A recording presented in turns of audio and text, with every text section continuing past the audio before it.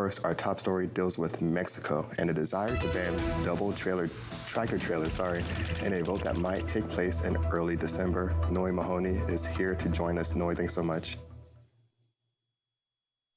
Good morning. Thank you for having me.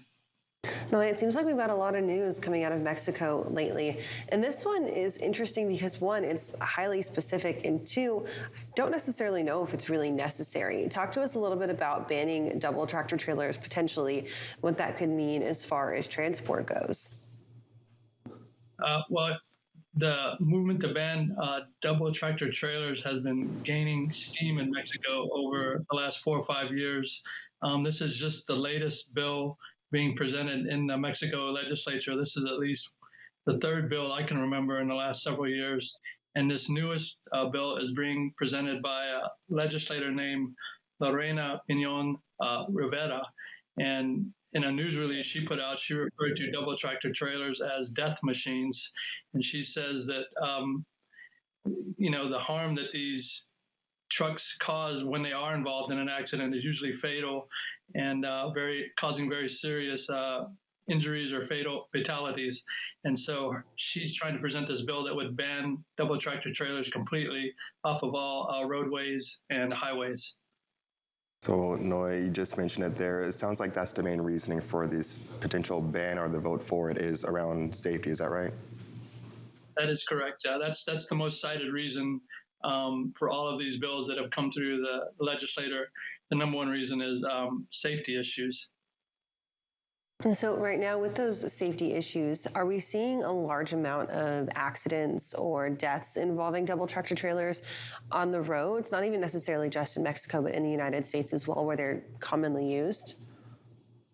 I can't speak for the United States. I haven't researched that quite yet, but I know in Mexico, some of the statistics that these legislators have put forth is as much as 8% of accidents involving, semi-trucks are double trailer trucks. And I've heard other people say it's only 4%. So I think it's probably somewhere between 4 to 8% of accidents involving semi-trailer trucks or double trailer trucks in Mexico. And Noi, if this were to go into place, do you have any idea how many trailers this would impact? I've seen different statistics. It's at least somewhere around the range of 50 to 70,000 trucks in Mexico are double trailer trucks. I think I've read that there's about 600,000 trucks, commercial trucks in circulation in Mexico, and about 50 to 70,000 of them are double trailer trucks. Wow, that's a pretty big chunk of that. Let's talk about how this will impact cross-border freight and cross-border imports and exports, especially coming from the U.S. to Mexico. If you've got companies that are able to run with double tractor trailers in the United States, they're just going to have to get to the border, unhook, find a second driver for that second trailer, and then take it from there? Mexico's people that are involved in the freight transportation industry are obviously very concerned about this bill. Double tractor trailer trucks have been part of Mexico's transport industry for decades, and so it's a deeply ingrained part of the industry. And getting rid of double tractor trailer trucks, a lot of people say it could lead to everything from, reduced capacity to even further straining a driver shortage that's occurring across Mexico. And it might have the opposite effect of making roadways safer, because by eliminating double tractor trailer trucks, trucking companies would need to increase the number of, single trailer trucks that are on the road. So now they argue you're actually putting more trucks on the road to reduce safety. So, Noi, last week you just wrote up an article about groups that are living right there, or that are centered right there along the U.S.-Mexico border, having to outsource labor from countries like the Dominican Republic and just trying to find jobs and drivers from literally anywhere. How much more stress would this put on the labor market, especially having to source these outside jobs to get people in, if now they have to double up their drivers, double up that workforce to haul now double the freight? From my perspective, I think it could be pretty devastating for the trucking industry in Mexico because, as I just mentioned, there is a driver shortage in Mexico, as there is in many countries. And so by eliminating, double tractor trailers, you're going to need more trucks to replace that reduced capacity, and more trucks means more drivers, more training more drivers. So it could have a really devastating effect. Noi, this comes really as we're starting to see a lot of momentum pick up in Mexico with a lot of potential nearshoring happening with many manufacturers and companies. I know not too long ago we were also talking about really a push to not have any type of, I believe it was GMO imports not too long ago. Does this really start to hinder the overall momentum that we're starting to see in the growth in Mexico?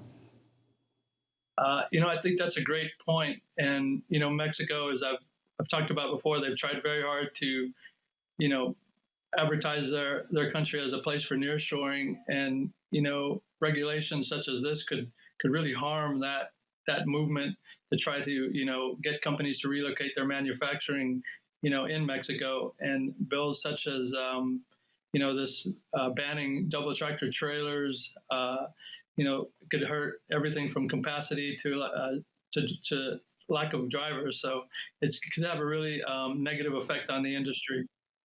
And so now, timeline on looking at getting this passed and what it would allow, if there's any type of grace period for these groups to kind of figure out what they would do if it does get passed.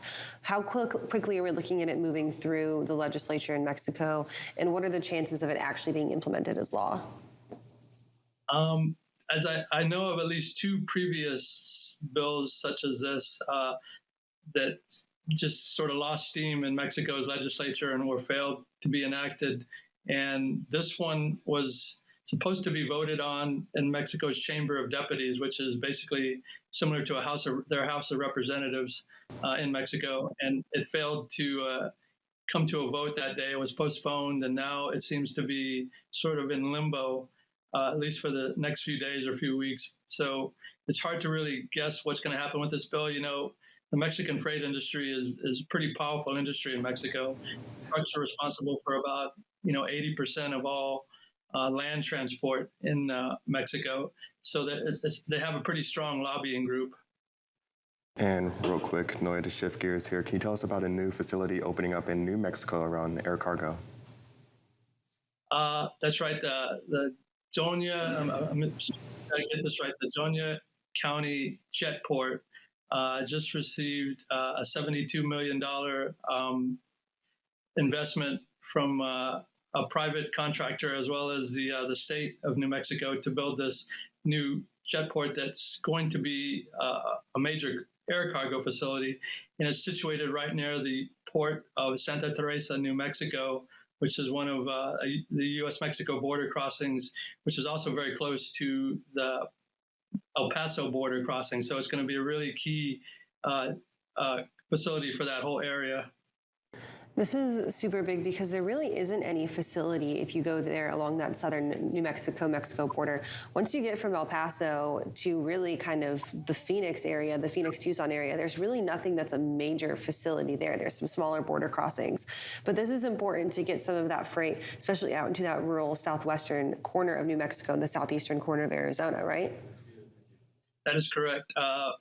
Jerry Pacheco, who is one of the guys situated there at the port of Santa Teresa, he's worked very hard, and all of the people down in Mexico worked very hard to establish a freight place that sort of can get some overflow from El Paso, as well as, like you mentioned, other parts of Arizona. And they've built all kinds of warehouses and facilities and upgrading their rail facilities, and now this jetport is another, feather in their cap, you could say. Awesome. Well, Noi, thanks so much for joining us this morning and getting us kicked off with this Monday episode. Thank you so much. And of course, you can find all of Noi's stuff up on freightwaves.com. And for updated news on what goes on along our southern border, check out Borderlands every weekend. Right now, we're going to head on over to the wall. We've got our first carrier update this morning with Tony Mulvey and Donnie Gilbert.